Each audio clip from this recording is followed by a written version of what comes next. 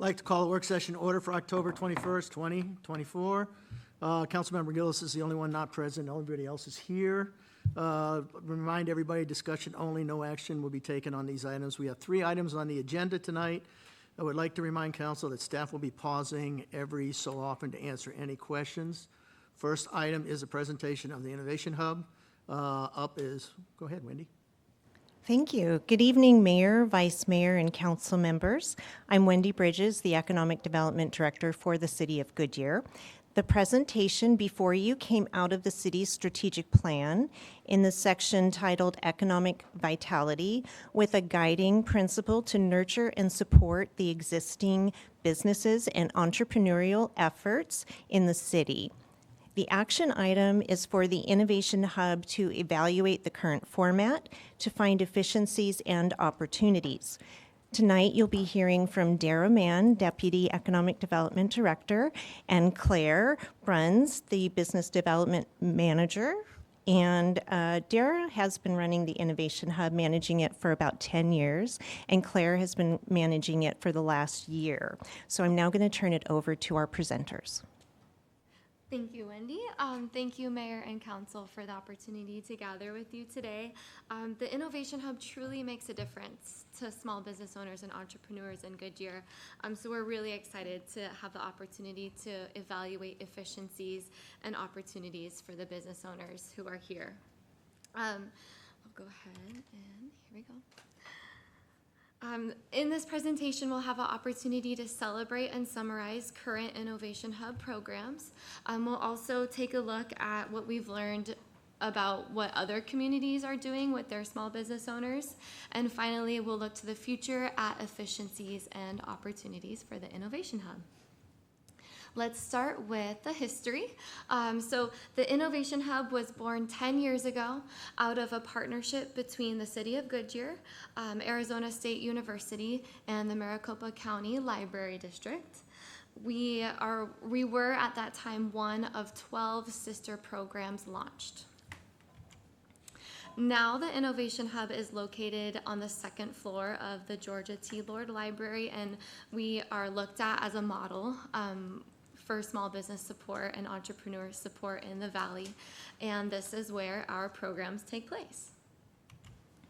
So taking a look at some of the programs offered at the Innovation Hub, we have Business Basics. This is a structured curriculum. It takes about 12 hours to get through. So those who sign up are attending multiple sessions to get through the curriculum, and the goal is to teach them how to launch a business. We start with the very basics, which are mission and vision statements, how to find a product market fit, and then go into the details on structuring financial strategies and marketing strategies. When they graduate or leave this program, they should have a business plan written about their business. Business Builders is a different type of program we offer. This is a standalone event, so just takes place over one evening every month. We bring in industry experts to teach us about topics that help our business acumen or leadership development. So we've heard on topics about accounting, how to use social media to leverage your marketing strategies, things like that are some of our topics. When we are not running events or programs in the Innovation Hub, we're really lucky because we get to reserve those rooms to business owners and entrepreneurs who may need them. So they use them for staff meetings, conference calls, and interviews. Finally, mentoring and wayfinding. This is another type of service we offer through the Innovation Hub, where we meet one-on-one with entrepreneurs and business owners. Of course, these meetings all look a little bit different. The goal is just to learn where these entrepreneurs are at, where they want to go, and how the Innovation Hub can help them get there. We provided some data on the right-hand side of this slide, starting right after COVID and the next few fiscal years after that on interactions in the Innovation Hub. An interaction is counted by anyone who attends an event, any mentoring appointments, any room reservations, and any communication with entrepreneurs are our interactions. So this fiscal year, we're really proud and expecting to exceed what we hit last year. We just keep gaining more and more traction. One thing that we emphasize at the Innovation Hub is the value of a network. We know that as an entrepreneur, they're wearing many hats. And same thing in the Innovation Hub for mentoring and wayfinding, for example. If an entrepreneur is looking for something outside of my scope of expertise or what we can provide within the Innovation Hub, we are very lucky because we have a pretty extensive network where we can refer them to and get them connected to the resources they need. Among these partners are all types of different services, from additional mentoring, financial advisors, even things such as opportunities to participate in markets and ghost kitchens. One of the final offerings at the Innovation Hub that we'll go over is our partnership with Hub. So not to be confused with our Innovation Hub, that's the blue and green logo on the top there. The orange hub is a third party who we contract with, and they provide an online platform for our businesses to take advantage of. So currently we have 126 Goodyear businesses who are registered on the Hub platform. This gives them access to an online database of webinars, classes, really just educational opportunities to dig into, as well as a community board so they can connect with the other Goodyear businesses within the program. Of the 126 businesses who are there, 41 of them are utilizing our technical assistance. This gives them access to even more specialized one-on-one mentoring, which I have listed here. Some of the topics that are offered include business strategy, marketing, and sales are some very popular topics. They also have access to working with a legal advisor, website design, technical assistance are some of the topics that they receive. All right, so this kind of concludes the Innovation Hub offerings currently. We're going to take a quick look at some of the programs that other communities offer their entrepreneurs and small business owners. We surveyed 9 surrounding communities. 6 of those were launched with the Innovation Hub about 10 years ago, so they're identified because they're blue on the screen, are the 6 that are our sisters. These programs have all kind of evolved over time, but they're all very active within their small business community. Some of them, such as Glendale and Mesa, have designated spaces, kind of like the Innovation Hub, where they host events and networking opportunities, as well as workshops. Some of the ones listed there do not have a designated space. For example, Gilbert and Peoria don't necessarily have their own classroom similar to the Innovation Hub, so they work with parties outside of them, such as ASU and sometimes their Chamber of Commerce locations to meet. It's been really helpful to assess what other communities are doing well as we look to our own opportunities to grow. So that brings me to Innovation Hub efficiencies and opportunities. We know that we excel in the area of education and resources for entrepreneurs, and now as we kind of look and transition to opportunities in the Innovation Hub, I'm always reminded of what Mayor Pizzillo says when we have ribbon cutting events or he's meeting a new business owner, is your success is our success. And that is the heart of the Innovation Hub. We exist to help business owners be as successful as possible. So we'll go over some of these items on the screen to share the Innovation Hub staff's strategies on how to enhance programming. So to start, we are looking at city integration. So wanted to start by considering resources already available within our city. This includes increasing exposure for the Innovation Hub so that every small business owners know we're here for them, as well as giving opportunities for the business owners to gain exposure for their own business, more of customer-facing opportunities, if you will. So that may look like partnering with other departments such as Parks and Rec to host expos or markets. More opportunities for existing businesses. Secondly, we are looking at enhanced programming. So this could be increasing the frequency of our programs. Again, they're already very successful, so how can we just make them more robust? Offering them at different times of day, maybe more often, as well as expanding on workshop topics. So some really popular topics that we've touched on recently are artificial intelligence and franchising. So just kind of bringing those fresh topics to our workshops. Developing accessibility could look like making our workshops available online through like a hybrid model, in person or watching via Zoom or something, or making those classes accessible online after they already happened. Thirdly, youth entrepreneurs. So some of the most creative and innovative people I know are kids, and they have an interest in business ownership. Though we've had young adults, teenagers attending Innovation Hub events already, there is an opportunity to tailor those events specifically for them so they have their own program to participate in. So some of the conversations we've had are with the Children's Entrepreneur Market. They host pop-up events all across the valley for anyone from age 5 to 17 to sell their own goods and services. The Agua Fria Entrepreneur Academy, they offer business programs to high schoolers. The really cool thing about this is that by the time a student graduates from high school, they have their own LLC. They are a business owner. And then finally, the Goodyear Youth Commission.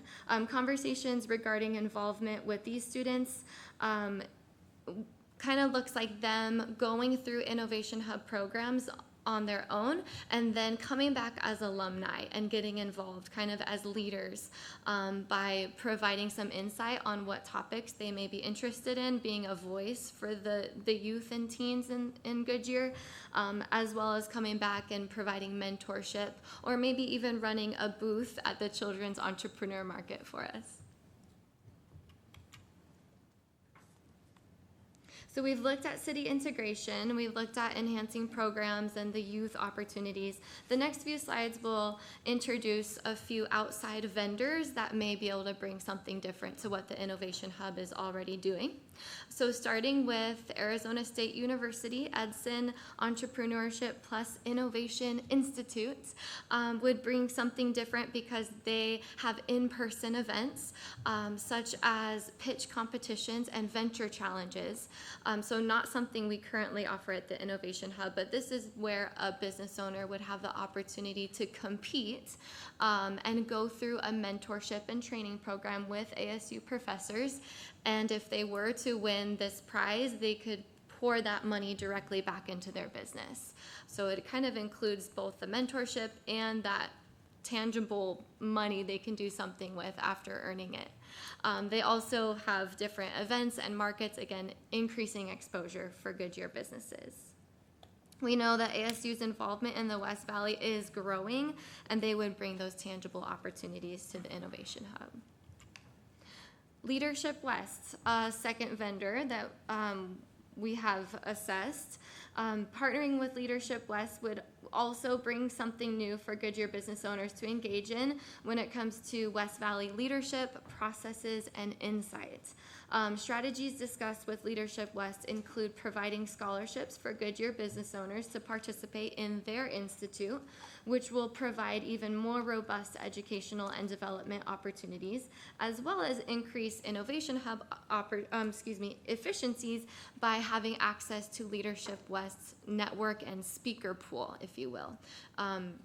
The Innovation Hub is always bringing in experts from the field, so they would provide a larger span of network to do that. And finally, you probably recognize Hub here. The reason why this is one of our opportunities listed is because the Hub partnership, which was funded originally by ARPA, will be coming to an end at the end of this calendar year. So it would look like possibly renewing this partnership. That means that if chosen, Goodyear businesses would continue having access to the online platform and the community board as well as the learning library. And finally, the technical assistance would continue to be available, giving them the opportunity to take advantage of the one-on-one mentoring. All right, and with that, we have come to the end. Thank you again for your time and the opportunity to evaluate the Innovation Hub. We are excited to hear your feedback and suggestions as well as questions you may have. Okay, thank you. Who wants to be first up? Go ahead. Okay, I want to make sure I want to say thank you very much for bringing this forward. I think it's a great asset to have in the library. As I own a small business, it's women-owned, it's very, very small, and some of the stuff you mentioned is stuff that I found were challenges when we started, some of those learning curves that weren't out there, so I think that's really, really important. I do like that you have continuing education, and do you just go online to book the rooms or sign up for the classes? Thank you for asking. Thank you, Mayor, and thank you, Councilmember Loretano.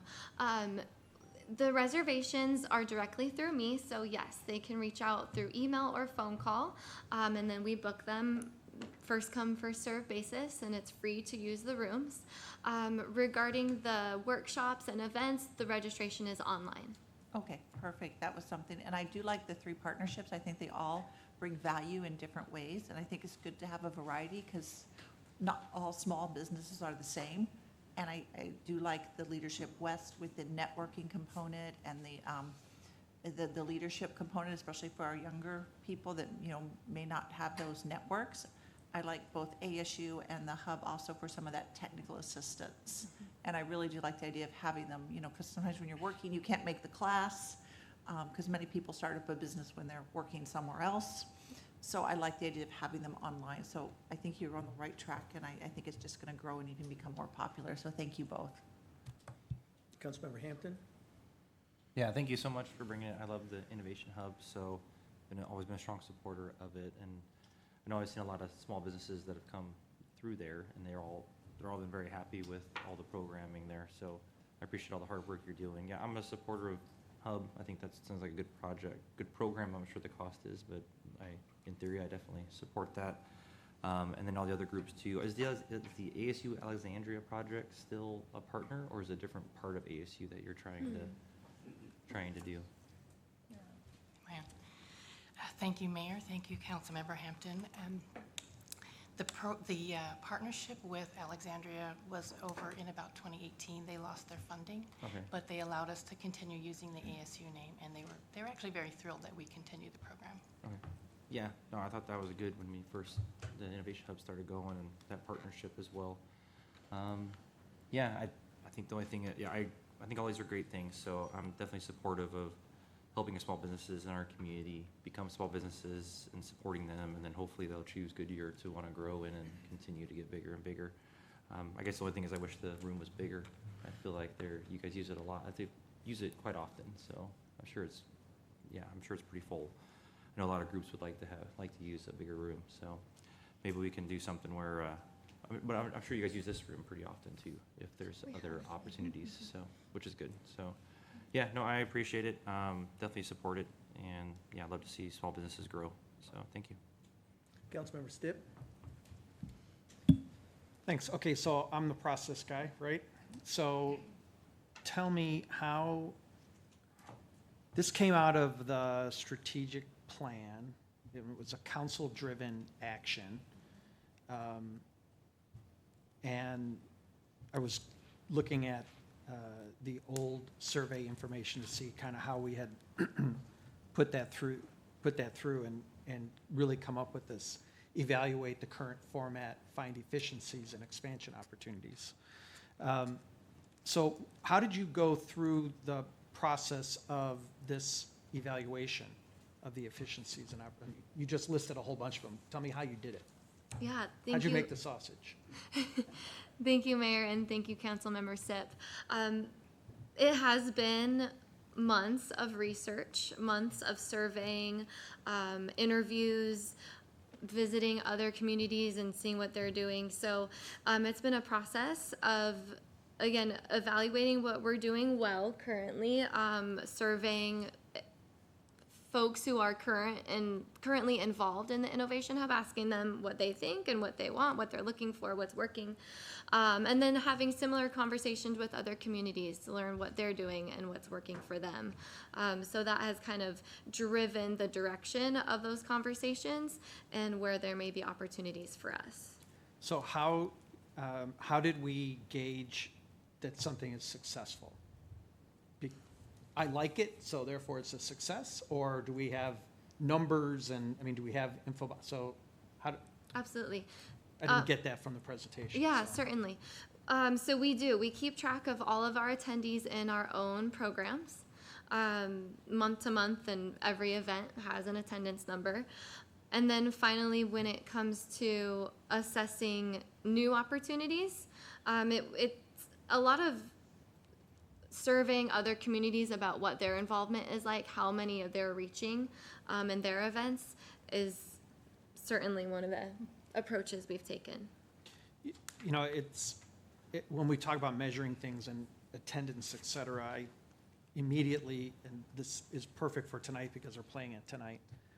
If you think about the attendance of the Arizona Cardinals, the stadium is always full. The team stinks. So does that mean it's a good team because it's full? No, I mean, so how do we, so I'm more curious about, because I think the program's been great, and I think we've had a lot of business come out of that. So to talk about the number of businesses that have come up out of the soil and not only have developed, but then have continued. Are we tracking that number? What does that look like? So talk about that success piece rather than, oh, we had 100 people show up. Especially startup school, because that is something that's very measurable. They sign up, they go through the entire program, and then they leave there with their business plan. We don't turn anybody away. It's not an application process. So they may already be in business and want to grow the business they're already in. So sometimes the number of how many businesses launched isn't the full success story. Right. But we have about 60 that have launched since I started keeping records in 2015 from the startup school program. And the rest of them are more of the maintenance, the business builders is more of a maintenance and getting new information for those business owners. They don't all stay in business, and when some of the people come to startup school, they decide they're not ready yet, and so they don't spend their money Which is good. launching something that they're not quite ready for. And some of them come back later and take the class when they are ready. You know, and I think that's the challenge with something like this, is I could come in with a horrible idea for a business, and I could go through the entire program, and I could come up with a business plan, and it's still a horrible idea. So I get how difficult performance measurement is in this kind of arena. So I think for me, talking about what did we use to gauge success? How did we look at efficiencies? It's more than just, well, we offer these programs. And, you know, I think the partnerships that you had, particularly partnering with ASU, Edson entrepreneurs, I think that's what we need to take advantage of, rather than reinventing the wheel and whatnot, is really utilizing some of those partnership opportunities so we aren't duplicating efforts.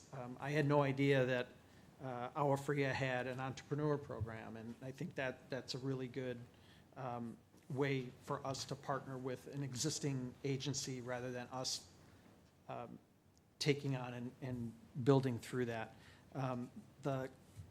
Do we have an idea what the cost of continuing with Hub is? It was an attachment. I was looking. Yeah. Thank you. Okay. Do you want to call it up? Yeah. Go ahead, just give me a number. Go ahead. For the hub renewal, about 300,000. Was that in the council packet? I did not see it, and I was looking because Lynette and I had a conversation about it today, so, okay. Are you looking at, is that a worthwhile venture for us to think about one-time funding, or is that coming up in next year's budget? I mean, how are you guys approaching that? These are all options that we are bringing to council to see which ones you want us to do more research on, or which ones you might have interest in us pursuing for the Innovation Hub. So we're going to talk It's about not that tonight? Or is that a future I date? don't believe so. I'm not sure what's happening, so Yeah, that's why I'm asking. I don't, tonight is not all about just picking and choosing which programs there. We can come back through the budget process and make some recommendations. I have gotten an email from a participant who said Hub is the way to go, absolutely loves it. And so I've heard from one person there, but I think there's opportunities to do a variety of things here, but obviously, like a tier 2, on the ASU Edison, we'd want to evaluate that and make sure that it was worth the 100,000. Yeah, okay. And then this kind of gets to my final question, which is about, I'm going to say, gift clause concerns. If we're giving away free marketing and we're setting up free opportunities, are we running up against the gift clause with that? I guess I would look to Sarah, or maybe that's worthy of an investigation later. We might have to look into it a little bit more, but it's just a service. Turn your mic. We'd need to look into it some more, but my initial reaction, it's just a service we're offering residents or other participants. It's not like we're, Yeah. providing wastewater service, I guess, would be a service we're issuing, we're providing. I mean, But we aren't doing it for free. right. But again, I think we have parks, and, we have parks that people use for free. Okay. We don't charge, we get revenues from other sources, but I don't think we'd have any gift clause implications for this. And I also think you got a return on investment. If they go active, then you're getting money back, so it's not something that's, No, I'm not, yeah, I think it's one thing specifically, I'm going to say it's a cute program, and I love the idea of the Children's Entrepreneur Market, but that, to me, doesn't sound like there's going to be a long-term return on that. They're going to go off and do something else, so. If we were actually making expenditures, granting funds, that sort of thing, direct funding, you would have a problem, but none of what I've heard would implicate any of that. Go in that area, okay. And then I guess just, this has been great, and I think the success, maybe immeasurable at points in time, et cetera, but how does this, from the entrepreneurial perspective, so I'm trying to start up my business versus I have one, but I need help. I need ongoing help. Did we look at, I heard you kind of make some reference. Are we talking about two different programs that help with that at the Innovation Hub? Through the mentoring and wayfinding, we're able to kind of distinguish which stage each individual is in. A cool thing about my position is I manage the Innovation Hub, which is all the resources that we have for really fresh new entrepreneurs or really experienced ones who just want to come pass out their business cards at a networking event. And then in my business development manager role with economic development, I help with site selection and business retention efforts. So it's a really cool marriage between the resources and the tangible things we have for existing business owners. I think, final comment, I think the program's been great.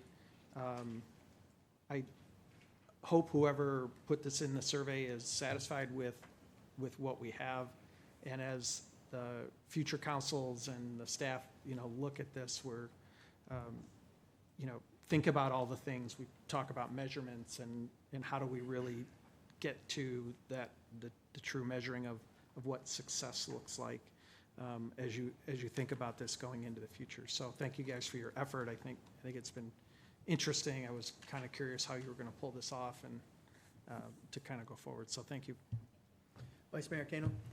All right, well, I am the one who put this forward in the strategic plan because I think that when you're doing something that's been innovative for about 10 years, it's really critical to just take a look and see, are you keeping up with the times? Are we competitive with what others are doing? And are we meeting the needs of our participants? So I didn't have any particularly expected outcomes other than to say, when you're innovative, you have to work at staying innovative.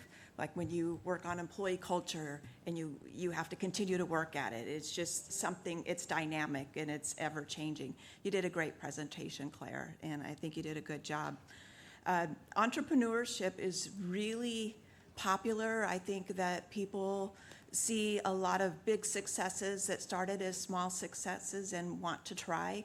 Whether or not they're actually successful is a whole nother thing, but even through the process, if they find out, no, I'm not cut out for this, and they make that decision and don't go bankrupt, I think that's a win. And so I think it helps people to stretch out and dream a little bit and then get the reality check, whether or not this is actually feasible. And when Sherry, Wally, and I interviewed the youth commissioners for the last couple years, they are so interested in entrepreneurship, and many of them already are, whether it's calligraphy or art or whatever. I mean, they're very much in tune with that.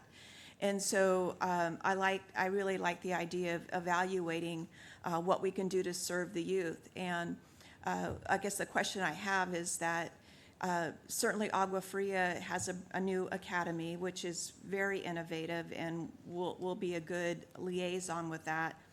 And then doing some work with the actual youth commission will be very promising, but there's a whole host of other youth that aren't going to be in the academy or in the youth commission, and whether or not we can do some type of trial, just either come and learn and see if you really want to be an art, I don't know, just offer some type of something for the community who wouldn't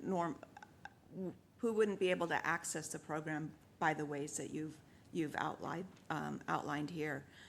On the ASU, I think they've been a great partner at looking at whether or not we should expand. I would like to know whether or not you've surveyed our current users to say, do they want more? Are they interested in an enhanced partnership with ASU? ASU is a solid partner for sure, and they've become very innovative as well. And so it would be interesting to see what we can do. If people are interested in those pitch competitions and those other things as you outlined. And then lastly, Hub, I think Hub is very dynamic. I've met Jenny Poon. She's really passionate about it, but it's $300,000 for 126 participants, which, when I do the math on my phone, it's a little pricey. So I think, I guess what's keeping others from joining in? I mean, if it's something we've been offering, I guess that's the challenge of weighing the value. So I look forward to you taking all the feedback and talking amongst yourselves and coming back with the budget with recommendations.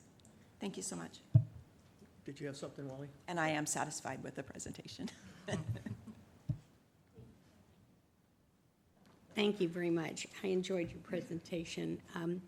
I have spoken to many of the young startup folks, and they really appreciate having somewhere to go to validate what they're thinking, to validate what they're doing. They don't have any other place to go, but they know that they can go to our Innovation Hub and get the help that they need, or at least someone that will listen to them and assist them.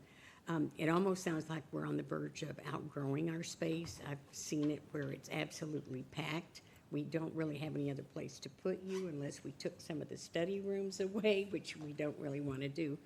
But it is wonderful to see it's busy. It's wonderful to see that it is full. And we are offering such a great service to people who don't know how to start. They don't know how to do a business plan. They don't know the rules. They don't even know how to contact the small business to get a loan. And for us to be able to offer that service, I think that's a great thing to do for all of our residents, because it's open to anyone that is interested in doing that. And I know you publicize a lot of what you do. I'd like to see more on the In Focus. I'd like to see more either on the website, that we're telling the residents this is available and these are where, when you come, or how you do it or whatever. And then we can really judge on how much we're gonna grow. But we do want to hear back from y'all on whenever you figure out which way you would like the city to go so that we can discuss it further. Thank you. Well, the only thing I'm going to add is I'm very pleased with the program. As you know, I've been to many of your kickoff events. Usually run across Councilmember Hampton there and some of the others when we get there. I think it's a worthwhile program. It's not a whole lot to add, what everybody else is saying, except I would add is from an expose.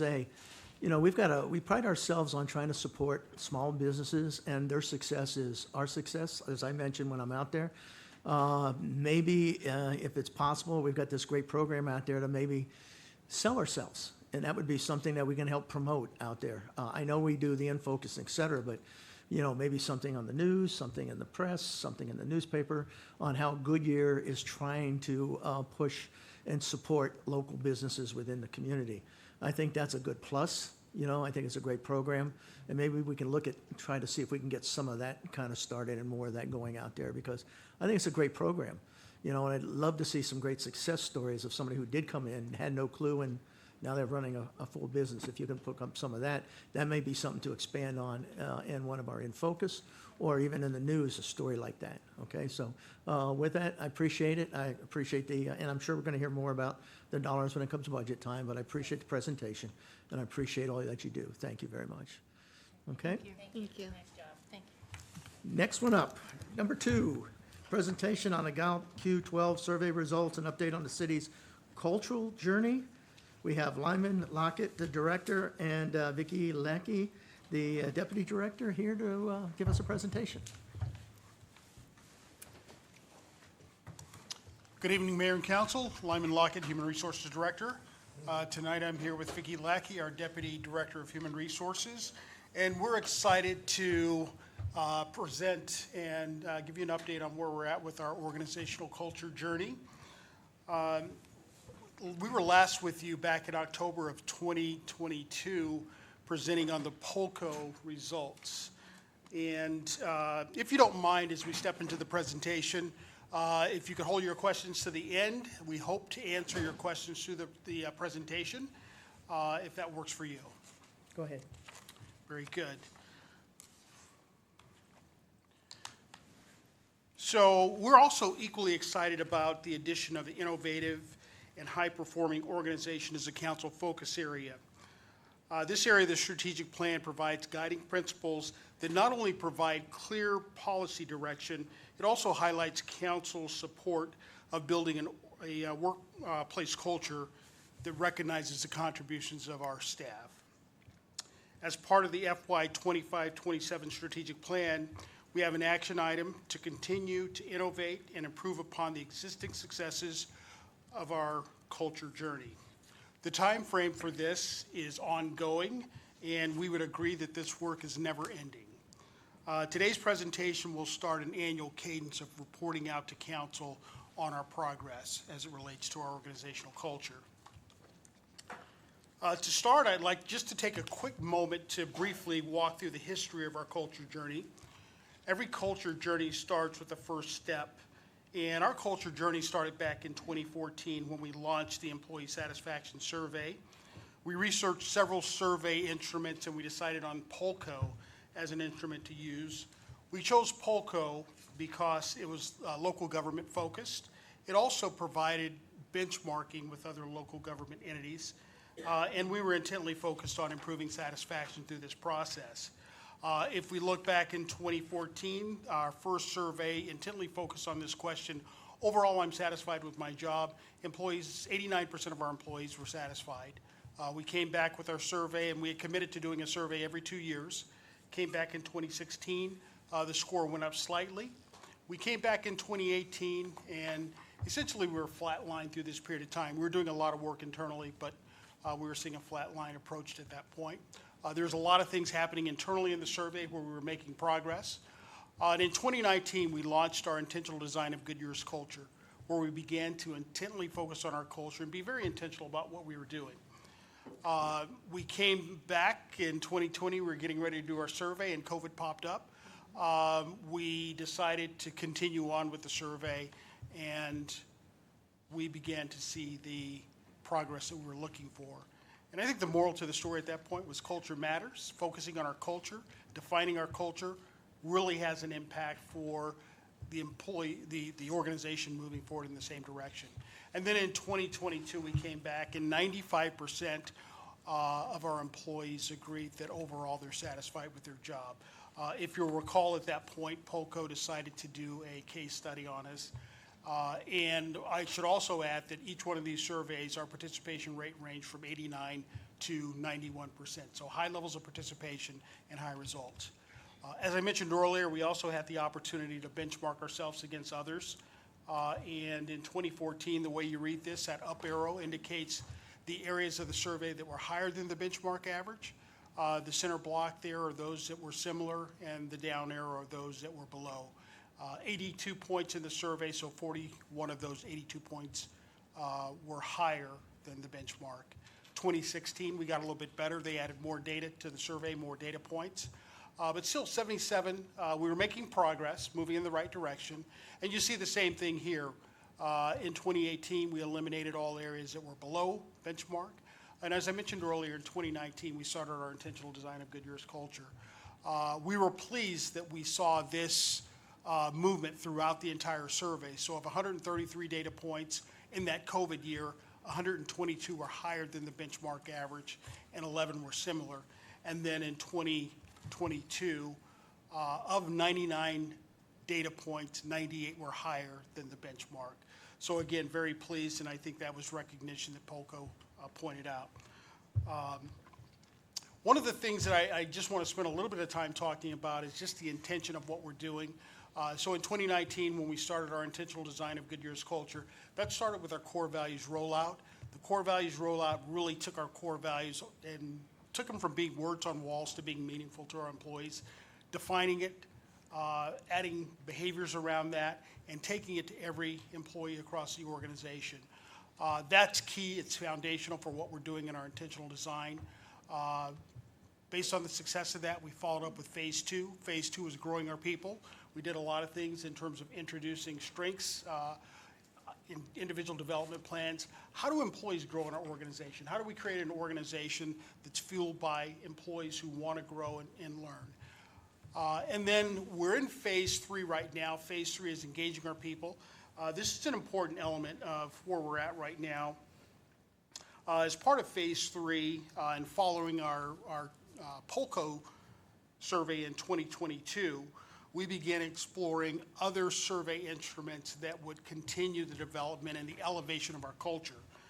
After a lot of research, we decided on Gallup's Q12 survey. Gallup is a preeminent organization on employee engagement.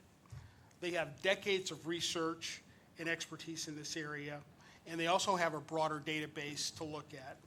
Within their database, there's 183,000 employers, 3.3 million employees in more than 50 different industries.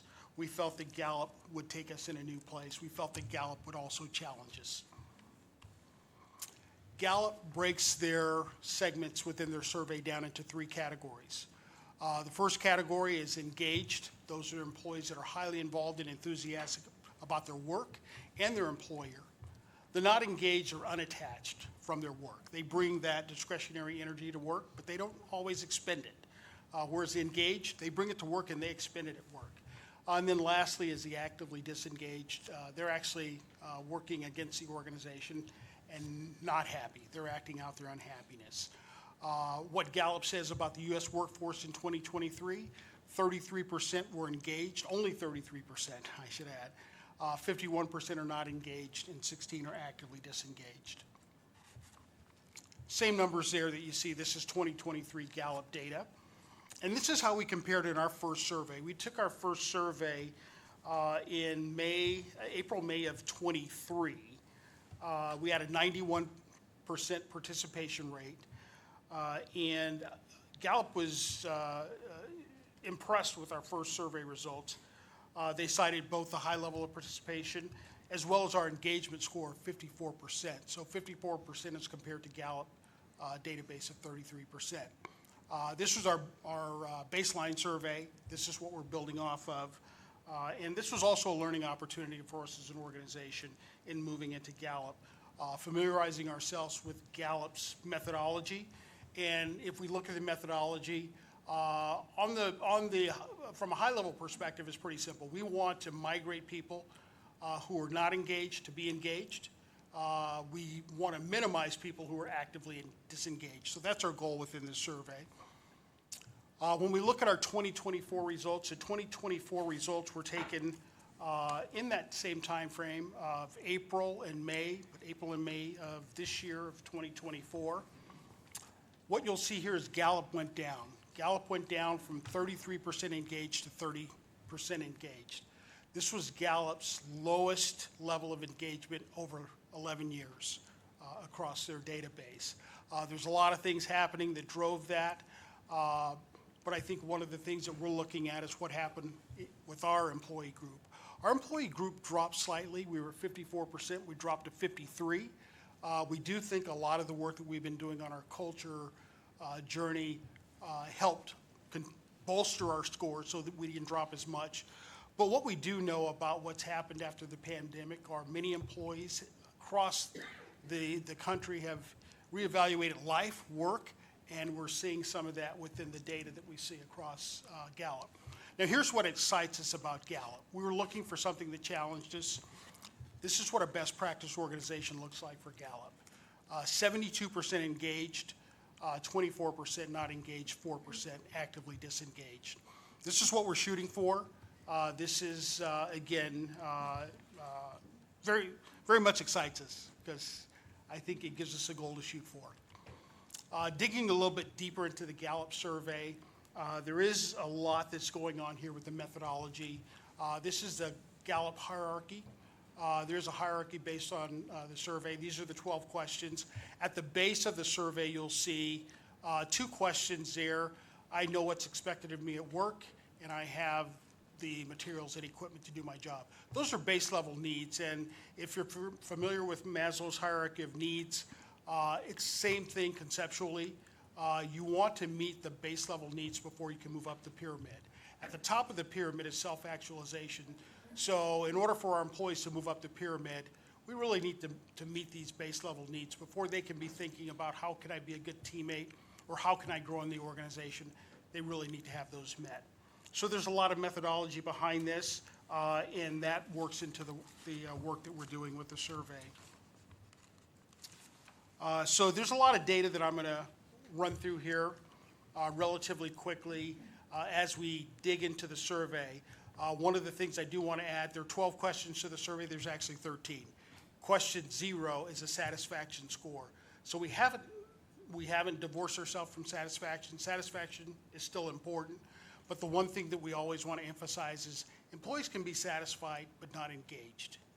But typically, if they're engaged, they can be very satisfied in their job. So we want to drive satisfaction through engagement.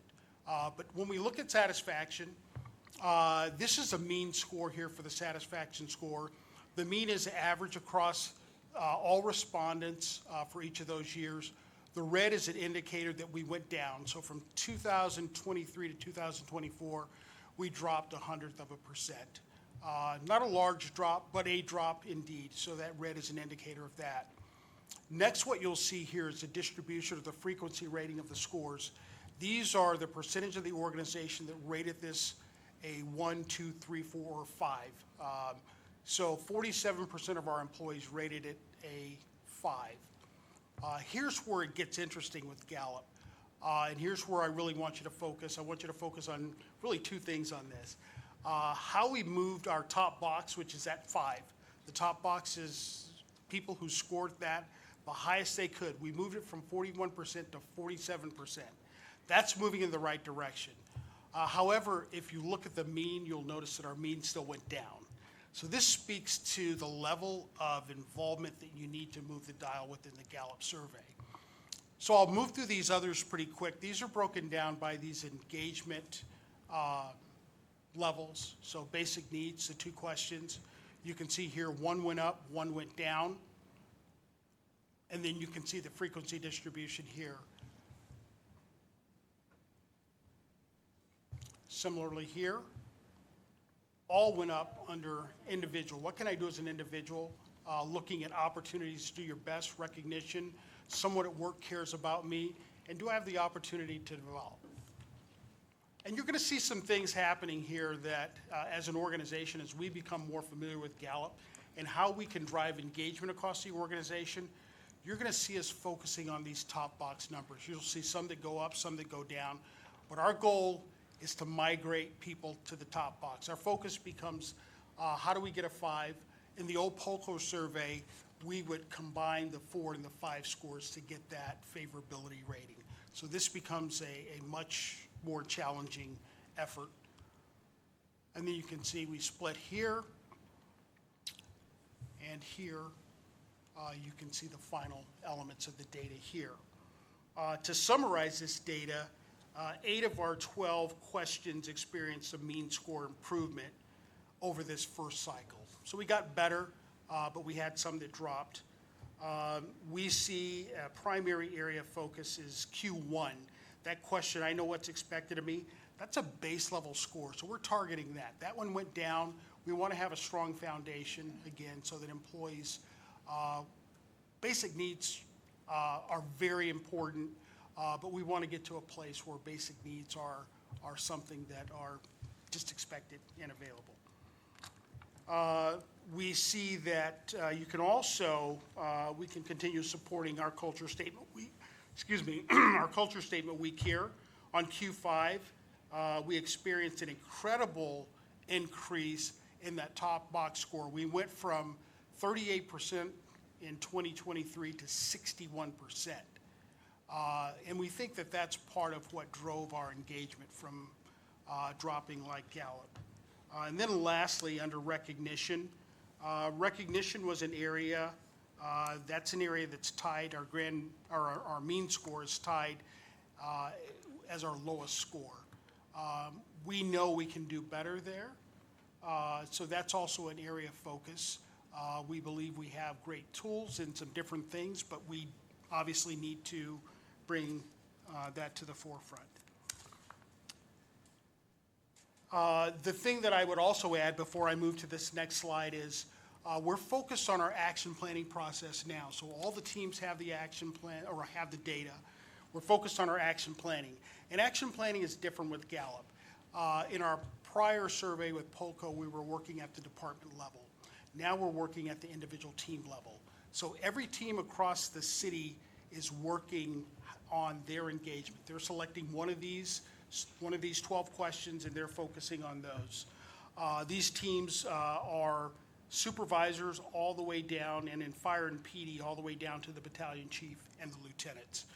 So it's a different focus on how we're addressing action planning and how we're engaging teams across the city.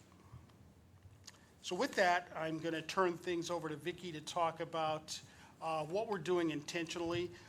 We hope that through this you're going to see how we're intentionally focusing on each question. We're not going to show you every question. We're going to show you some highlights of how we're tying this in to our intentional focus. Well, I was going to show you every question. I was told no. Thank you, Lyman, and good evening, Mayor and Council. I think sometimes when you see such high scores, like the ones we've experienced in the past, it almost seems unbelievable when it's out of context. But engagement doesn't happen by accident. It takes a lot of work. Lyman walked you through our survey scores, and you could see that we realized substantial increases in satisfaction after that intentional design focus on Goodyear's culture. And because we were growing and are growing so fast, and we don't want our culture to be diluted by all of that growth, it became essential that we were more intentional on the work that we were doing. And there's been considerable planning, strategy, and for lack of a better word, design that has gone into the intentional culture journey. And although I love to go through all of the phenomenal work that has been done, for the sake of time, and I'll be practicing my core value of empathy, because I know you guys want to go home tonight, I'll just be highlighting a few of the work that's been going on. So a key to a high-performing culture is establishing clear expectations, like Lyman said. Knowing what's expected of me at work is established as a basic need in Gallup's Q12 survey hierarchy. To facilitate this, we use our performance development tool called Threads Culture. Each quarter, every team member completes a self-check-in. Our commonly understood core values and expected behaviors established in phase 1 are embedded and are intentionally forward-facing in the check-in process. The check-in provides an update from the employee, having them reflect on how they are accomplishing their goals in concert with the core values.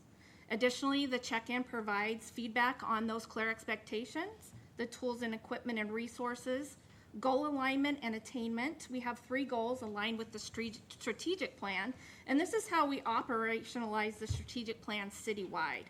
And accomplishments and recognitions are also highlighted on there, and it also serves as a critical coaching tool for ongoing development. As part of our culture journey, we have integrated the Clifton Strengths Assessment with the aim of developing a strength-based culture. Our goal is to help each team member discover their unique combination of 34 strengths and nurture these strengths to maximize their potential by focusing on what they do best every day. People who use their strengths every day are 3 times more likely to report an excellent quality of life and 6 times more likely to be engaged at work, which leads to 8% greater productivity. And to date, we've completed 969 assessments with employees across the city. This has also been integrated in our Goodyear Employee Orientation, GEO, to bring the individual strengths to the forefront at an early career stage. Creating a culture of feedback where everyone's voice matters is central to our intentional culture design. If you look at the strategic plan under the culture journey action item, I don't need to tell you that HR is listed as a responsible party. And it's true that HR work is about the people and it's for the people. But here at the City of Goodyear, HR's work is with the people. We have several channels that allow for ongoing employee feedback. We have these committees and steering committees. You can see them listed there. We ask for and solicit feedback through surveys, that Q12 annual survey, getting that employee engagement. The quarterly check-ins serve as a pulse survey because we're asking employees, is the action plan impacting your engagement? And they're letting us know if it's not. Positively impacting, let's say. And we're asking employees about their benefits and their offerings and what we can do better there. We have rapid improvement events that solicit cross-function collaboration and input to improve processes. We also have coffee and culture, where employees are invited to sit down and share coffee and their opinions directly with the city manager and deputy city managers. Goodyear Grows, it's our mentorship program. The goal of Goodyear Grows is to give employees at various stages of their professional development access to mentoring relationships that can provide guidance, advice, and networking opportunities as it relates to their career development. And through the input from our steering committee that you saw on the previous slide, we developed a world-class mentoring program. It's a 9-month program open to all full-time employees who have at least completed a year of service. Mentees are paired with a deputy director or above mentors, and along with structured quarterly meetings and mentee-driven one-on-ones, the mentees meet on a regular basis to hear from guest speakers and participate in workshops that hone their skills. We're now in our 3rd cohort of Goodyear Grows. 57 employees have already gone through the program, and 25 are set to graduate this year. Gallup research finds that 70% of the variance in team engagement is determined solely by their direct leader. So leadership development is an area of focus. Boss to Coach is the tool that we're using. Boss to Coach covers becoming a coach, strength-based coaching, engagement-focused coaching, developing performance, and it offers a combination of interactive instruction, discussion, practice, small group activities, and self-guided modules. There's an individual coaching call, a cohort call, and a cohort ending lunch. We started our first cohort in April of this year. It was directors and above. And in total, we have about 110 leaders who have gone through or are currently going through the Boss to Coach. And again, none of this happens by accident. We have our cadence of structured forums for our intentional focus. We meet monthly with our executive sponsors, our city manager and our deputy city managers, to make sure we're in alignment with them and make sure we're getting their feedback and we're on track. We discuss goals, initiatives, topics, various topics we want to cover. We meet with our people master plan committee monthly and we get their feedback and we get the employee ideas. We have impact meetings. We have leadership, a cadence of leadership summits, which is manager level and above, that meet 3 times per year. We have structured meetings and discussions, and it provides a network opportunity for them as well. We do have quarterly trainings, and this is all leaders up to director level, and we cover topics that are timely, whether it be goal setting, coaching reviews, those sort of things. Those are suspended right now because of Boss to Coach, because we do listen to that employee feedback and say, don't overwhelm us with Boss to Coach and quarterly training. So we have suspended those while these Boss to Coach sessions are going on. And then we have ongoing touch points. We have our monthly GO, which employees are so thankful for, where they're getting an orientation to the organization. We've had 130 people already go through GO this year, and we're slated to exceed 150 by the time the year end. We have the annual road shows that give you employees communication on the budget, on compensation, on policy changes, so they're able to get that information. We have the annual recognition celebration, and thank you, Council, for your support. I've seen many of you at these annual celebrations and hope to see you this week. Yeah, Wednesday. Hope to see you this week at the celebration.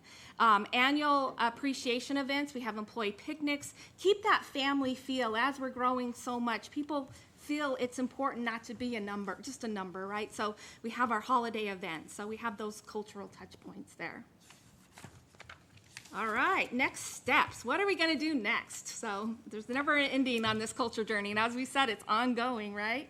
So Boss to Coach 2, continue that leadership development, getting more into performance challenges, conflict, and those sort of things. Also becoming a Goodyear leader orientation.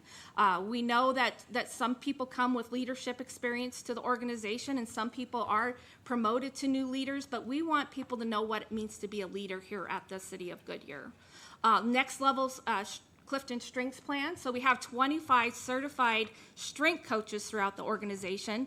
So in our operational goals, we want to develop a committee that can strengthen that plan. So how can we develop teams that team dynamics and help people work better together, knowing their strengths and knowing why they do a task a certain way as opposed to how I do it. So trying to get that to that next level. Enhanced GEO. So trying to maximize the time that we have with them during those 4 days. So are there things that we can do outside of GEO that help them get better prepared once they're here, and we can maximize the time that they're spending here.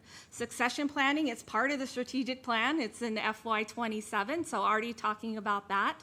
And then as Lyman mentioned, that annual reporting cadence to council, coming back to you and let you know how we're doing on things.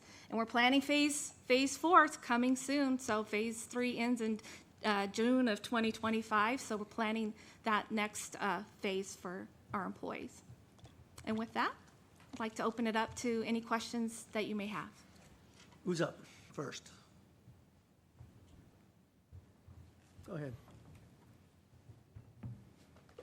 It's kind of been exciting to watch over the last 25 years, actually, how the city has progressed. And I'm a huge fan of Gallup Q12. It's a great tool. The only question that I think comes up in my mind, if you actually look at the data in the report itself, is that uptick in the engaged, not engaged component. Went from 5% to 7% or something like that. And you go, it's not that big of a deal, it's a very small number, but if you say we've got 950 employees, that's almost 70 people who are completely disengaged. And we spend a lot of time up here talking about how do we make this the best place for people to work. So I'm trying to decipher through all of these next steps and the things that are happening. I'm hearing a lot of leadership training. And I realize that a bad leader creates the disengagement, but are we, is that the target? Are we targeting that 7% of the employee? I don't want to say we're going to ignore the other 93%, but those 7 can do a lot of damage. Absolutely. Thank you, Mayor, Councilmember Stepp. And the one thing that I would point to where we're really focusing on that is becoming a Goodyear leader. So we know we've had a lot of transition over time.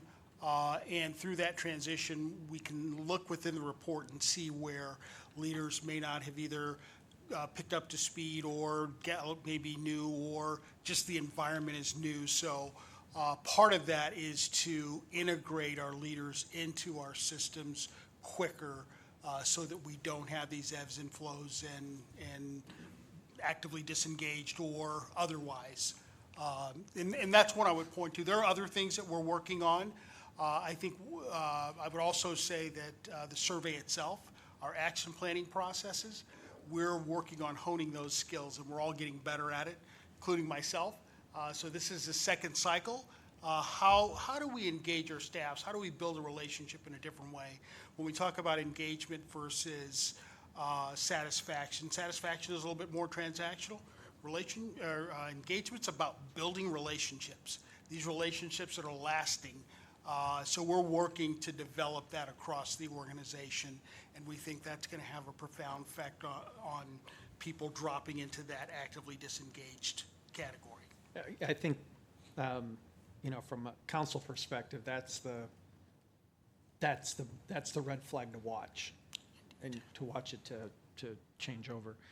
The other final observation is on slide 10, where you've got them all listed there.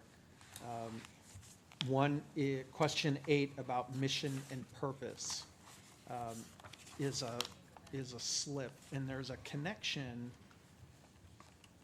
to this mission and purpose to both the strategic plan and what the new council and the staff is going to work on next year, is really trying to bridge that gap between what I would say is the disconnect that exists between the mission and where we're at. That one may autocorrect through that process, but I think not losing sight of that one is the other key piece of how the council will affect how this goes. And one of the things that I would point to there is our action planning, our goal-setting process. So 2 years ago, we switched our goal-setting process. So everyone within the organization has no more than 3 goals, and ideally, those goals are going to be attached to the strategic plan. So we're working through this process to get that alignment with the strategic plan and to really operationalize it. We're working through, Vicki talked about our quarterly check-ins. That's one component of the quarterly check-ins, where we're checking in quarterly to look at progress so that we don't come to the end of the year when something's due and say, oh, oops. So that's a key element of our development of how are we managing all of these action items within the plan? How are we attaching people to the big picture? So we're bringing the strategic plan to the forefront where it's on everybody's mind, and it's checked in on a quarterly basis. Well, this whole process is just awesome, kind of in general, and I think when we look at the question, the mission or purpose of my organization makes me feel my job is important. And as every organization gets larger and larger and larger, that connection to the mission gets farther and farther away. And this is easier to deal with in a much smaller organization. And does each department really talk about, do they have a mission? I mean, there may be a mission mission of the city, but if I work in engineering or I work in public works, do I really know what my mission is? Do I know why my job is important? And that may be a connection to the engagement as well. If I'm just here pushing a button or, that routine, the individual working on the assembly line, my job is just to put lug nuts on, and that's all I do all day long. I don't really have a mission.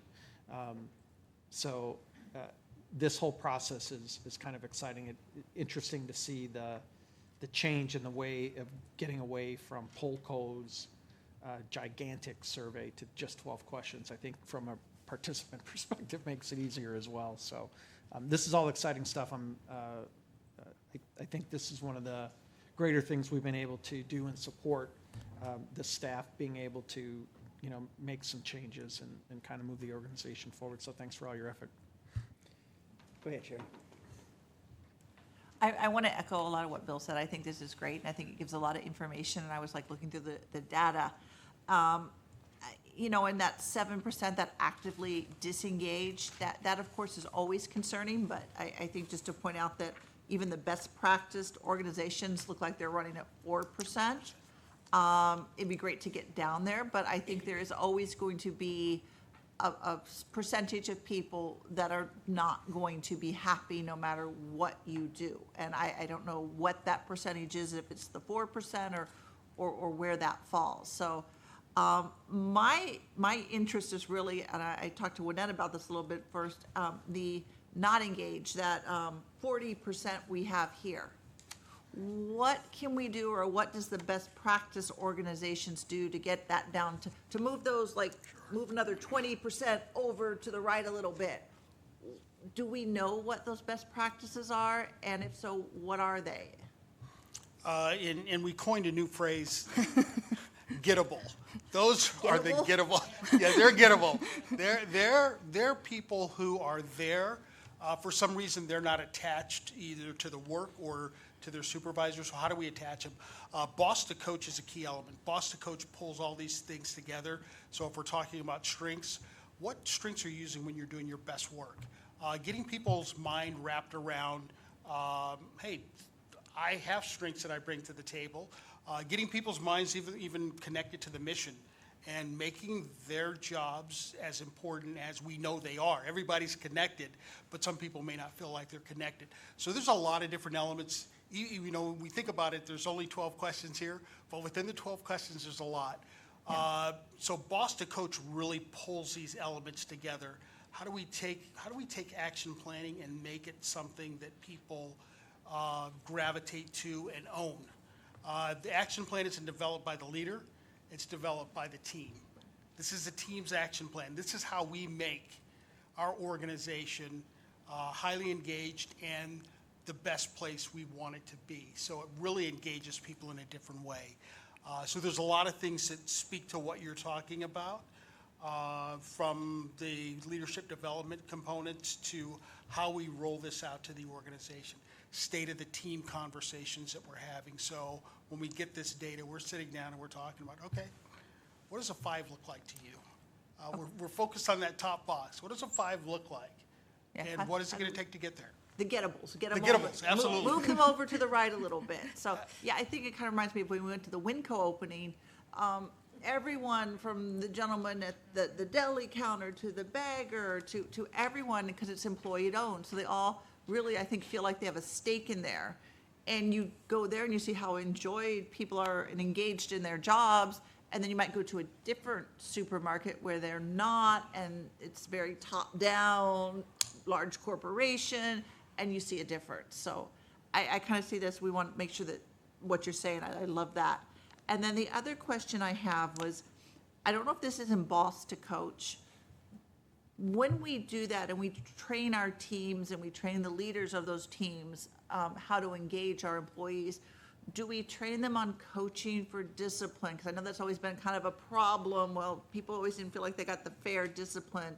Do we train them on how to do that? Do we train them on, how to give the right information? So if I have a basic personnel question, my boss can answer it, as opposed to always running right to personnel, okay, this is what we've got. Because I always found that when I supervised people, the more information I had to help them out was easier. Great point. Councilmember Loretano. And I think that Boss to Coach does cover that. It also covers our performance development component. So it brings that into focus, how to have those kinds of meetings, but also as it relates to calibrating ratings. How do we make sure that our ratings are meaningful and understood. So these quarterly check-ins, people actually go in and do a self-check-in. So it's a great coaching opportunity for a leader to say, oh, you know what? In some cases, they're overly critical of themselves. Hey, here's where I see you. I see you a little bit better than you're doing, or vice versa. It could be, hey, you're grading yourself up here. You know what? Here's where I see opportunity. So it really helps calibrate and have those conversations in a positive way as well. I think what's critical, I think absolutely a learning opportunity. That's what I like most about Boss to Coach. It is really teaching people how to build that relationship, a different kind of relationship that connects people to the work that they're doing.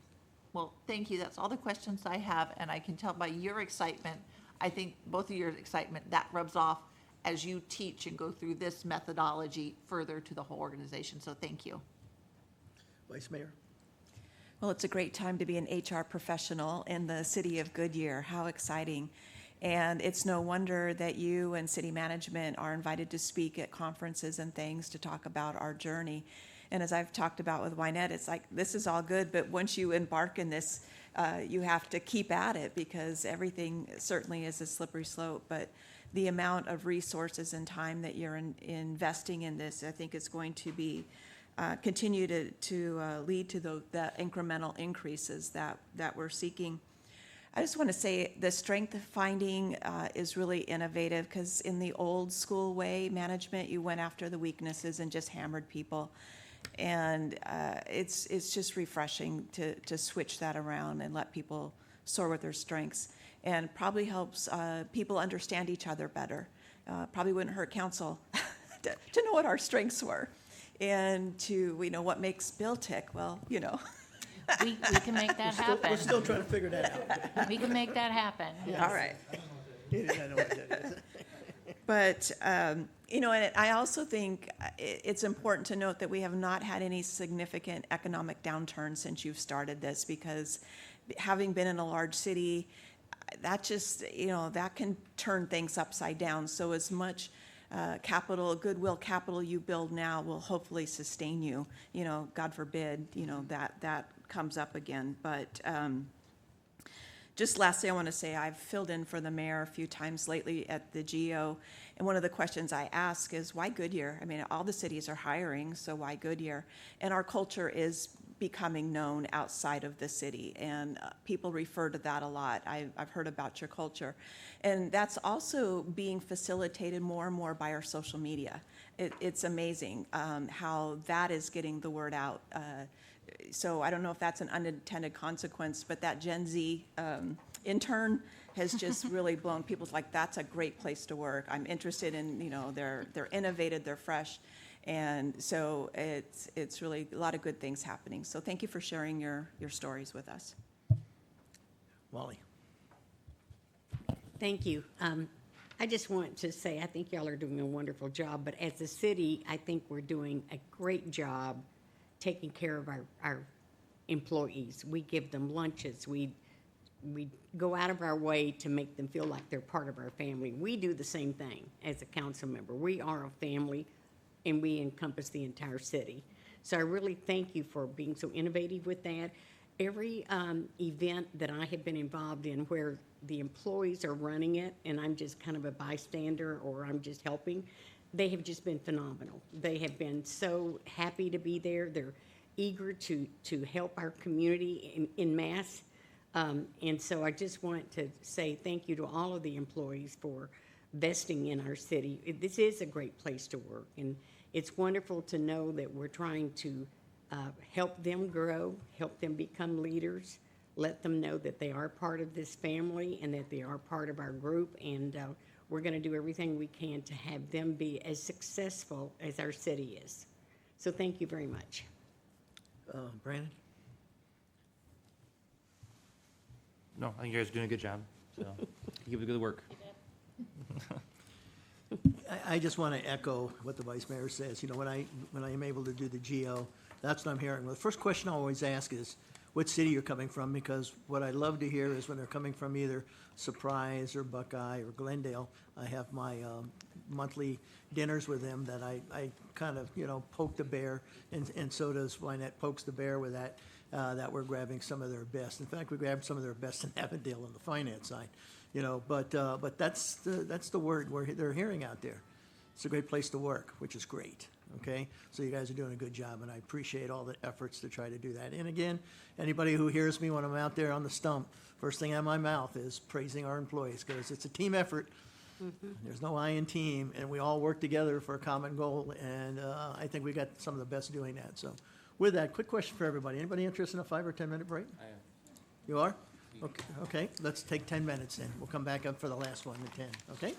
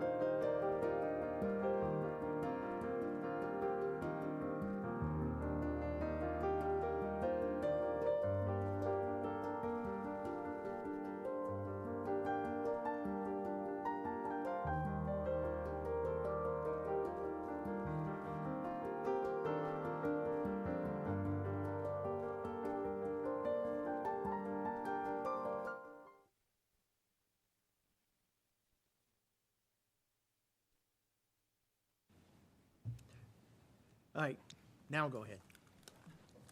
Thank you, Mayor and Council. Katie Wilkin, Development Services Director. The current city design guidelines were last updated 10 years ago, and you may remember that discussion to update the design guidelines again began at a joint work session between the Planning and Zoning Commission and City Council, which was held back in September 2021. And at that time, direction was given to staff to begin the update to the design guidelines after we had a draft of the general plan updated, so they weren't going on at the same time. And so this draft of the design guidelines has been brought based on council, resident, and developer feedback and is in line with our newly ratified general plan. Senior Planner Guadalupe Ortiz Cortez is going to be giving the presentation. She's the one who led the project, and she'll be presenting along with Planning Manager Christian Williams. And I do also want to point out that Matt Kleisico from Michael Baker is also in the audience tonight, representing the consultant who worked on the project. So with that, I will hand it over to Guadalupe. Thank you. Thank you, Katie. Thank you, Mayor, City Council, thank you for the opportunity to be before you and provide an update on the Design Guidelines Manual. The image on the left on the screen shows an existing project in the city that meets the design guidelines of the current 2014 manual. But as we have heard from City Council and the community, it does not meet the city's vision for quality design. The photo on the right shows another existing project in the city that also meets the city design guidelines of the 2014 manual. But in this instance, staff and the applicant worked to create supplemental design guidelines to be included in their entitlement application to get a product that meets the city's vision for quality design. The Design Guidelines Manual update builds on the existing design guidelines to provide the clarifications necessary to attract high-quality building and site design, more like the development shown on the right on the screen, but without having to go through an additional step of creating supplemental design guidelines. The manual update process began with City Council interviews in the spring of 2023. Next, staff and the consultant had a project kickoff meeting. And in the winter of 2023-2024, the first round of outreach was held and involved an online survey and an in-person public meeting, both which included design preferences. A document was drafted and completed the spring of this year, and it was made available to the public for comment for 1 month during a second round of outreach. The second round of outreach also included 3 development forums where we met with developers virtually to address their questions and comments on the draft. The outreach efforts were publicized through a project website, social media posts, and notifications to HOAs. Now we are presenting the document and will be requesting an adoption from City Council at a later date. During the City Council interviews, Council expressed the need to address key development types, transitions between uses, and protection for established neighborhoods and themes. The photo on the left shows residential homes, and immediately behind them, an industrial use. This is an example of an industrial use located adjacent to residential without the proper buffers and protections. This photo, which by the way was not taken in Goodyear, is an example of what we do not want to see in the city. We would like to see better transitions between uses. The design guidelines update includes additional provisions for protections of residents, including a sensitive land use adjacency standards. These standards strengthen protections for residents and provides clarity to customers on what is expected, such as screening with walls and landscaping, and orientation of buildings that internalize truck courts.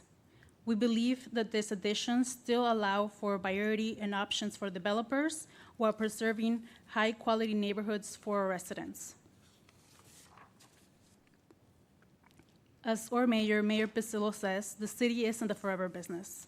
Accordingly, the design guidelines update considers a diversity of present and future conditions while upholding high-quality design.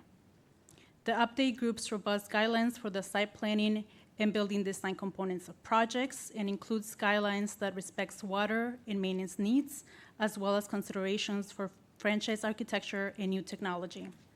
The photos on the screen convey the diversity of product and architecture that exists in the city today, from historic Goodyear to newer subdivisions and employment centers. The city existing design guidelines currently provide guidance for how we evaluate projects from the site context all the way up to the citywide context. The new design guidelines strengthen this principle by considering the neighborhood context and establish character and themes. This will also assist in ensuring the new big box developments are more harmonious with our existing neighborhoods. These new guideline considerations are to be applied in addition to primary development type guidelines in the manual, such as residential, commercial, business park, and industrial. During the public outreach process, residents expressed desire for high-quality design, a variety of product and use of materials within residential streetscapes and corridors throughout the city. They also expressed the importance of neighborhood compatibility within development types. Developers expressed the importance for the document to be specific, to be able to appropriately apply guidelines, and flexible enough to preserve the creative process and respond to unique conditions within each project. Additionally, the topic of affordability and affordable housing was present in comments. As a result of both resident and developer feedback, direct text changes were incorporated in multiple guidelines to acknowledge and accept specific text changes requested and shared within the stakeholder feedback collected. To address both resident and developer feedback, the design guidelines are complemented with options to maintain flexibility. Developers have options for how they may propose alternative designs while upholding to the intent of the design guideline and meeting the design guidelines philosophy and design principles to consider the site, the development center, the neighborhood, and the citywide context, as well as the design objectives in the manual to create a sense of place, to bring streets to life, to apply proper transition of uses, and to provide environmentally focused designs. The language clarified in this update ensures that applicants have a clear understanding of the city's requirements, desires, and expectations while respecting the unique conditions of their projects and residents' desires for high-quality design in the city. The images on the screen come directly from the Update Design Guidelines document and show examples of what residential variety of product can look like. Much has been said about housing affordability at the state level, including the claim that cities are an obstacle to housing affordability. We would like to clarify that it is the city's intent to increase its supply of affordable housing. The picture on the slide shows a groundbreaking ceremony held for one of the city's first affordable family and senior developments and the state's largest affordable housing project. This development required a rezone and incorporated zone unique design guidelines. The city wants to make the process easier and simpler for any developer that is looking to build affordable housing in Goodyear. The new design guidelines include an affordable housing exemption. If a developer wants to build affordable housing here in the city, it allows staff to consider additional design considerations in line with the manual's design philosophy, which aims to provide housing options for developers and residents alike and ensure that it is of high quality.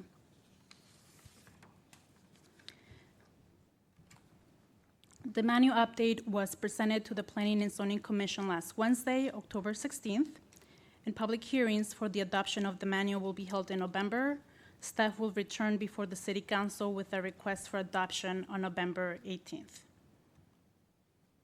And with that, it's our hope that in going through the process from the council interviews in the beginning to hearing from our residents right here in this room during in-person forums and online, as well as meeting with our developers in forums, that we have a quality product that really brings the new design guidelines into the 2024 century. Not a century, but decade, whatever it is. So, again, the goal of this document is to provide variety, options, and high quality. All right. That's your, you guys got it? Okay, go ahead, Brian. Question, does this address code enforcement at all, or is this something separate from that? I was reading through all the design guidelines, colors, things, that's like initial build versus maintaining it in the future. Thank you, Mayor. Thank you, Councilmember Hampton.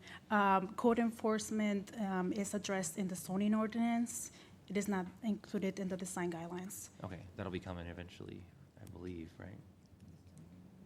Or just Yes. about? There will be an update to the zoning ordinance that will Okay. follow this project. Yeah, no, I think it's great that we have better guidelines and that you work with stakeholders. I appreciate all that. I just want to make sure that in the future that it maintains that high-quality look 10, 30, 50, 60 years from now. And we learn from Phoenix and Glendale's of Arizona to make sure that we have high quality, continue to have high quality here in Goodyear. So, but it starts out with good quality standards. So thank you for going through it, working with teams and stakeholders. This fly is attacking me. Yeah, So no, thank you. I think it's all good work. So I was reading through it, all the guidelines and things like that, so I appreciate it. Thank you. Go ahead. I want to thank you both very much and thank everybody who worked on this, because I know it was a big lift and it took a while, because to get it very updated like this, and I was looking through, I like the options, I think, and I like we include the developers in there. I think that's a great idea, that there's just different options and different looks that we can have, and it's not all going to look the same. And you're not going to say, okay, this was built this year, or 2024, this is when this whole block was built. So I like that you can mix it up a little bit. And I actually heard some people talking about some of our multifamily, and they described it, it's not just a block like some of them are. So I think it actually looks very, very nice, very modern, very clean, very upscale. And I like that we also, when we look at the affordable housing that we're going to provide, we're making them make sure it is upscale too, so that everyone has a nice, clean, beautiful place here in Goodyear. So thank you very much. Bill? I will echo Sherry's comments. Yeah, what we talked about, when did we start this? And, you said 2021, it's like, ugh, it took us 3 years to do it, but I think as we go through this, getting it right takes time. So I appreciate the efforts and by everybody. The development processes and pressures are going to start to become immense as these next couple of years unfold. Some of which are we are going to be we're going to be pressured by. Having a good set of design guidelines is going to be really critical to that.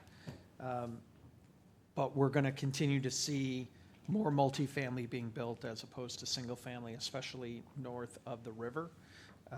We don't have a lot of land left. And the development community is trying to figure out how to pay for it. And that's going to lead to different sets of pressures, and I think it's important for us not to bend too far to that pressure. And I think this set of guidelines really does that for us. So kudos for you on that. I think as we start talking about development and what's going to happen later, really the development, I'm going to say really essentially south of Queen Creek is probably not going to happen for some time. And that I think is going to challenge us as a community, that everything is going to be built is going to be built in quote unquote someone's face. That we're going to have an apartment building being built in a place that we all know has been zoned for multifamily, but now is going to be is now perhaps going to have to be 4 stories instead of 3 stories, or it's going to have these different elements.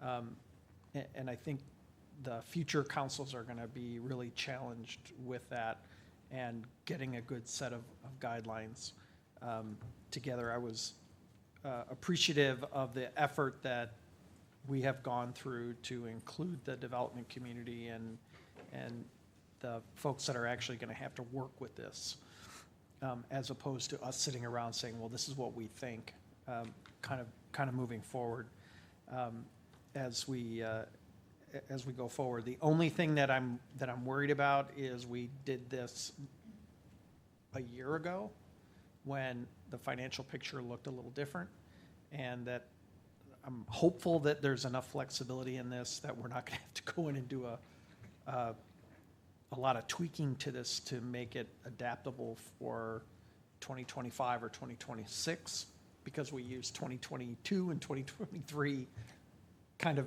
ideas going forward.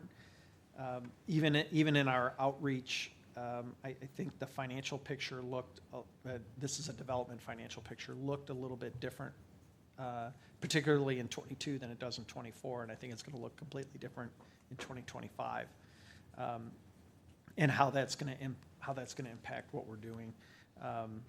So from a council perspective, I think we have to be willing to continue to look at that. From the staff perspective, I just encourage you to keep your ears to the ground and see what's happening in the marketplace.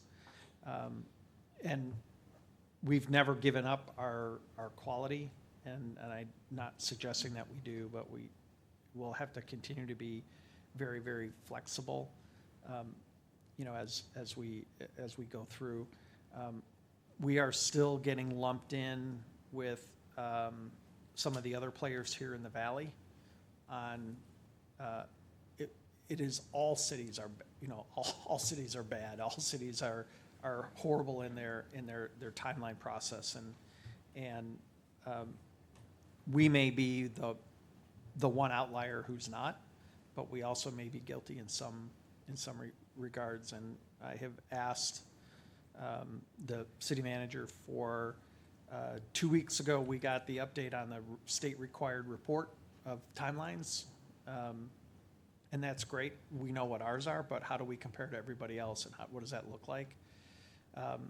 And there's some hesitation by other communities to share that data, even though it's required by the state. But I think we need to get that information sooner rather than later, so that we do know where we stand, so that when someone is complaining about a process taking months and months and months in the city of Phoenix, and we go, look, ours is 28 days. It's not the same, so that we know that. Or we can look at it and say, oh my God, we're just as bad. We need to know that so we can move forward. But this kind of tool and the design guidelines, especially with options and choices, is going to make that process easier on the development side. So I'm excited about this, looking forward to supporting it when it comes back to us through the public hearing process. And I'm hoping that we don't have a lot of input, because we've done a lot of outreach, and I'm hopeful that will have paid off in it'll be a short night, because we've done a lot of outreach. So thank you guys for all of your effort. We've got a great consultant who helped with this, and that team. And I think that just shows the benefit. We've had a lot of discussion up here about studies and consultants, et cetera, but getting a good one on board helps us move that needle in the right direction and move it for a longer period of time. So thank you. Vice Mayor? Well, I also want to acknowledge this is a big project, long time in the making, and the manual looks great. It's easy to read, it's easy to follow. It's full of a lot of beautiful photographs that confirms what we've already known. There's lots of architectural diversity out there, and would love to see a number of those things that have been photographed to actually be in our city. Well, I did do a little deeper dive into some aspects of it. I guess my theme would be water, landscaping, and public art with a little sprinkle of parking. So I'll just try to cover this really quick. At the initial part of the document, there's a design philosophy and principles. And listed in there, one of the principles is to decrease water use. And I would request that we bump up that language a little bit more for water stewardship, water conservation, just something a little bit more tangible than a goal to decrease water usage. Because I think if this is a part of the landscape design process that was supposed to be implemented a long time, we should get tangible results from our landscaping designs. I noticed in the text, some things are shoulds and some things are shalls, and I did talk with Keeney about that today. He said the shoulds give you, staff, more flexibility, which makes sense, and the shall is a little bit more directive. So just use them, I guess, when appropriate. I think things related to water conservation and things like that would like to see a little more shalls than shoulds, but definitely don't want to hinder you from the flexibility that you need to do the job. Public art was a topic under the commercial category on page 72. We talked about public art, murals, visual art, and but it didn't show up anywhere else. Didn't show up in mixed use or business park or industrial. And I know that some of our developers have incorporated public art into those areas, and so would like to make sure that public art is open to all development. And then even that our language, it just talks about public art, but I don't know if there could be a word or two to say we encourage it, we welcome it, it enhances our community, should reflect Goodyear in some way, our past or future, I don't know, but would like to see that bolstered up a little bit.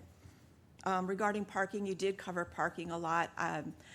I just have an anecdotal observation going to a recently developed, well-known development off of the Loop 303 North.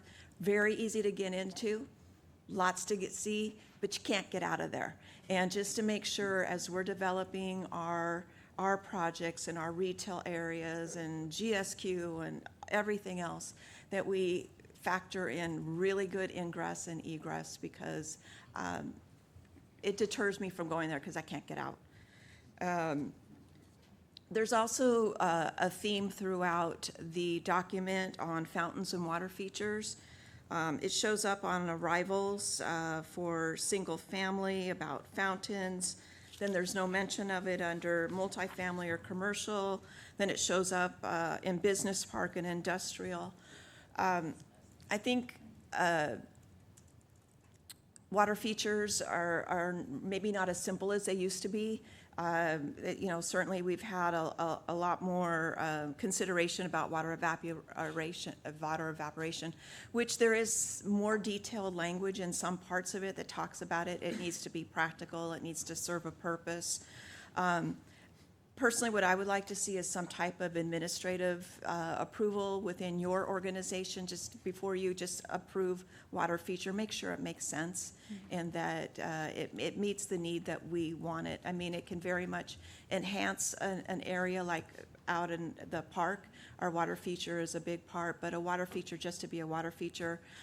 We have some water features, fountains in multifamily and even neighborhoods that have been there for a long time. It's essentially water running down a rock face, and either they're not running because the pumps are broken, or they're oftentimes running water into the street because they leak. And so don't just put water just to put water, but if it makes sense, by all means, do that. And lastly, on landscaping, we're pretty consistent on the language in some areas. I think related to business park industrial, we get specific about deciduous trees and canopy trees and things like that. So I would just ask, as you go through and finalize that, make sure that we have the language we need that will really cover the design, our objective for shade, heat mitigation, all the things that we need, that each category has that language covered and that we are using consistent language throughout.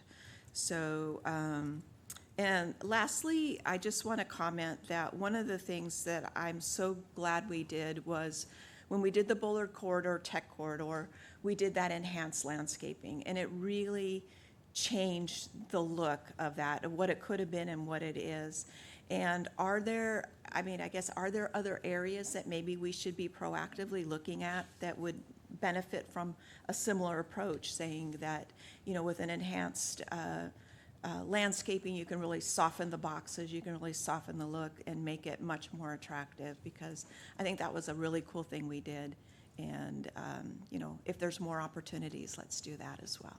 So thank you, those are. Did you have something, Wally?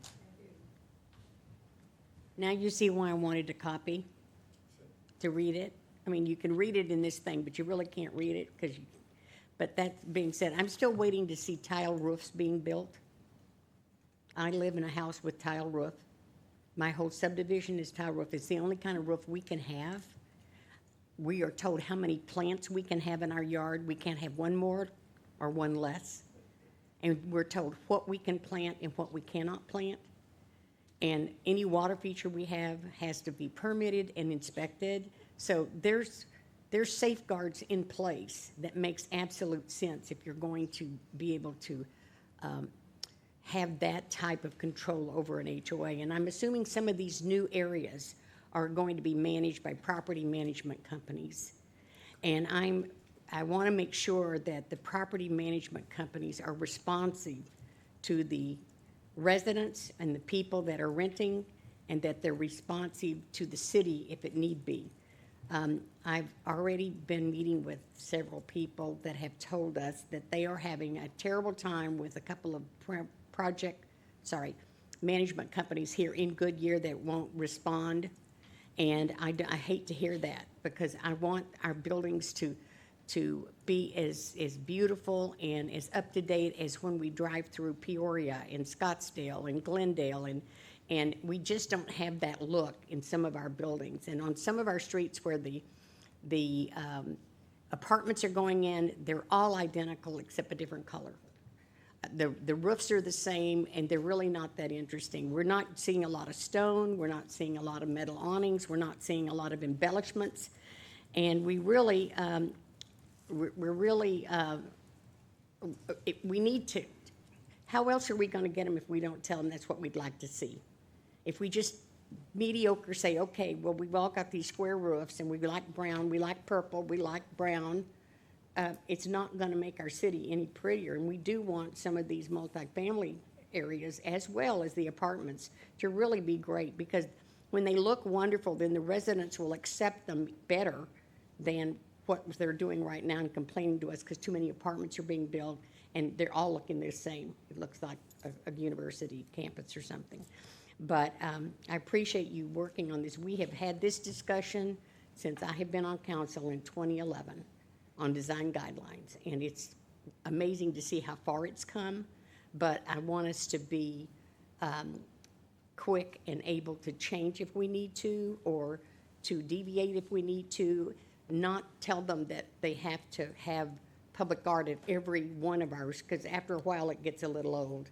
If it enhances their property, then that's all right. I would hate to see what's on the fire stations, although they're gorgeous, but they're huge, to be put on a marquee in front of a multifamily house. It just does not make sense to me.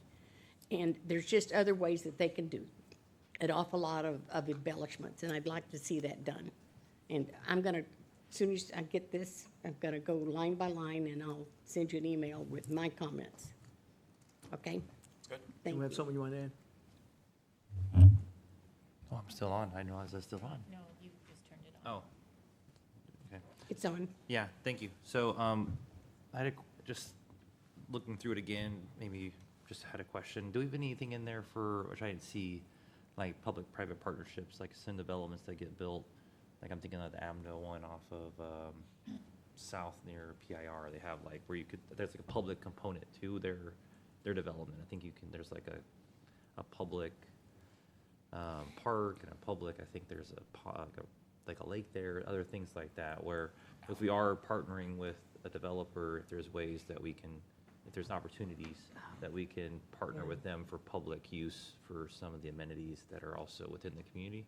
So I don't know if we do that or look to that, or what that would look like in the future, but just want to take advantage of any partnerships that we can also get something for the residents, but also benefit the residents that are in the community.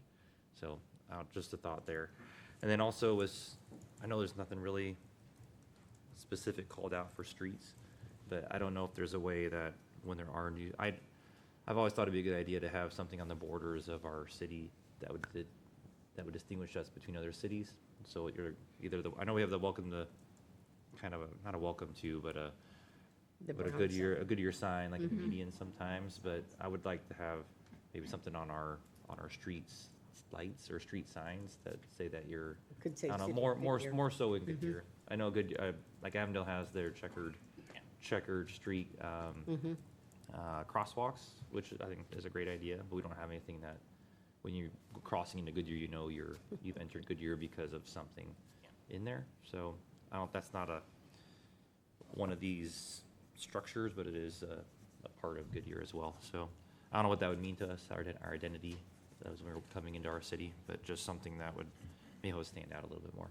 So those are my 2 extra comments, so thank you. Well, the only thing I want to add is, as we go through all of this stuff on the code enforcement that he had mentioned earlier, I want to make sure we got something in there for the apartments down the road if, all right, they need paint, or they're not taking care of the facades or whatever, that we can address that issue. And when it comes to the apartments, I know we already have thousands that have already been zoned, but I think you may be some coming back in because they may not be able to do the 2-story or 3-story. I would suggest before you even entertain allowing them to go to 3-story or 4-story, we get something for that, okay? Because they're already zoned, so we don't really have to do anything and say, hey, build what it's zoned for, whether it's so many units per acre, whatever the case may be. But if they want more, that's when you want to put the improvements or the facades. That's when you want to get some of your extra stuff on there, okay? Because I think they're going to be coming back, obviously, because of the dollars. That doesn't mean we have to agree to that, okay, if you're not getting anything for that.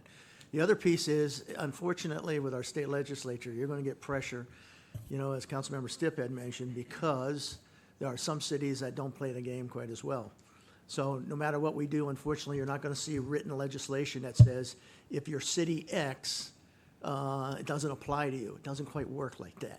So whenever they do what they're going to do, we're going to get lumped in whether we like it or not. So that's when we're going to have to put the efforts in place down there to work them to make sure they understand how ours works and our flexibility.